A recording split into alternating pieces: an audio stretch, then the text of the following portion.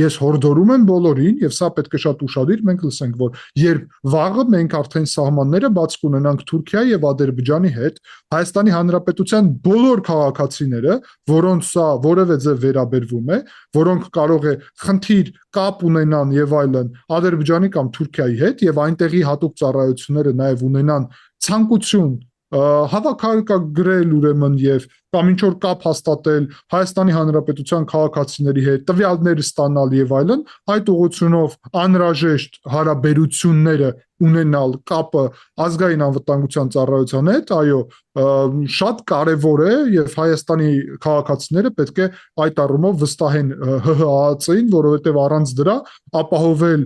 բաց սահմանների իրավիճակում Հայաստանի անվտանգությունը կլինի շատ բարդ, ուստի դա միայն ողջունելի է, բայց այդտեղ ԱԱԾ-ի արդեն գործունեությունը պետք է այդքան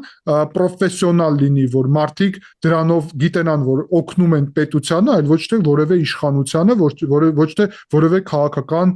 տրամաբանություն տարածող խմբին եւ այլն, դա շատ կարեւոր է, ուստի ԱԱԾ-ի հեղինակությունը նաեւ պետությունում պետք է լուրջ ձևով զարգանա եւ հուսով եմ, որ նոր ղեկավարությունը այդ ուղղությունով քայլեր կանի։